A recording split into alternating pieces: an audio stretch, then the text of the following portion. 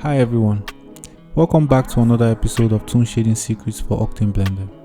In today's session, we'll be working with the Falloff map to create custom outlines and achieve even more stylized effects. Let's dive right in. First off, let's bring in the Falloff node and set the Falloff skew factor to 1. Why? Because we want it to match the same values as we have in the outline thickness and roughness. This node uses the combination of surface normals and eye-ray vectors. Essentially, it's based on the direction you are viewing the object from. Now, let's create a gradient node and set it to constant. I'll connect the Falloff map to the gradient and then link the output to our diffuse input.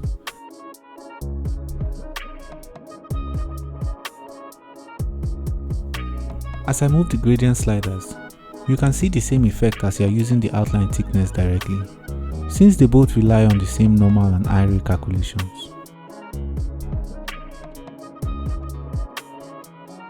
It's also the same for the roughness.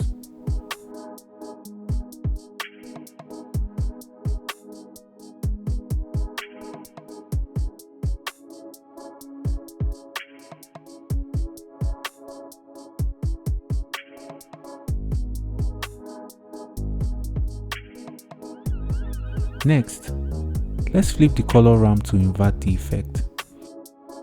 I'll drop the white point down to 0.3.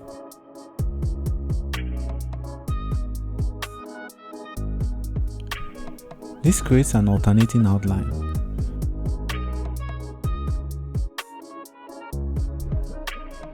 If I set the outline to black and move it closer to say 0.08. That might be too far. Let's say 0.34. That's perfect. You can see the double outline effect coming through.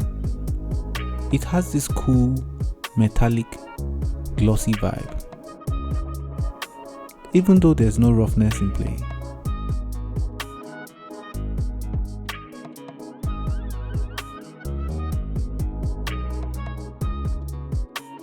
Speaking of roughness, we can tweak it here to make the outline sharper.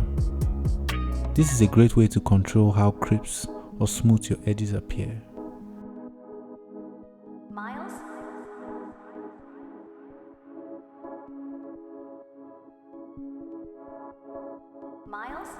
Now, let's connect a normal map to the setup to control the shadowing, of course. Which is what happens when you use the normal map. We can manipulate both the front and side shadows for a more dynamic result.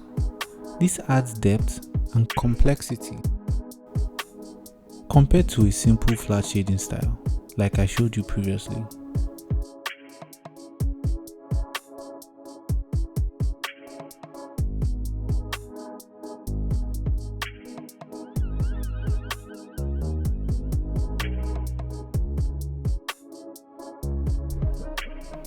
To push this effect even further, let's play with color. I'll change the base tone to gray so we can really see the impact of these adjustments.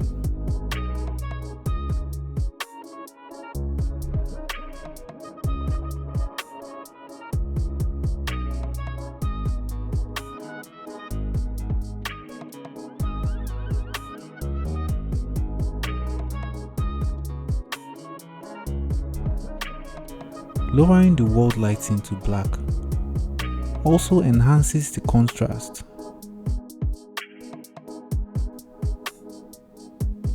Giving us a striking Toon styled shadow.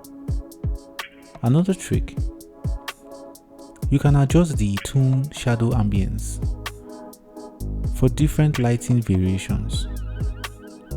Adding specular reflections while reducing roughness gives us a polished, almost glossy finish.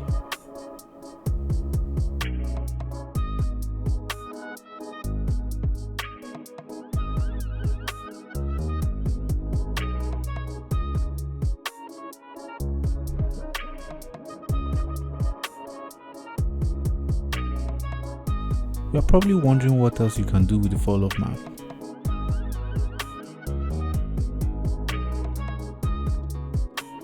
We'll cover more customizations in the future episodes, but for now, remember, because Falloff is based on the eye ray direction, you can tweak normals and lighting to fine-tune your shadows and outlines.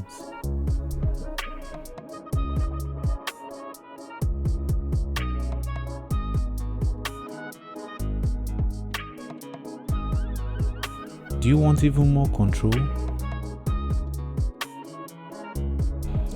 Try turning off shadow casting on your light to paint shadows manually with textures or add them during post-processing. This gives you ultimate flexibility in your stylized look.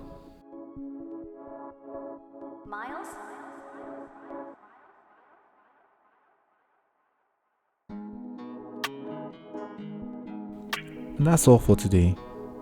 We have explored the basics of using Falloff map for toon shading, created dynamic outlines, and experimented with shadows and roughness. Thanks for sticking around. In the next episode, we'll take even more control over the Falloff map to customize your stylized renders. If you enjoyed this, don't forget to like, subscribe, hit that bell. I'll see you soon.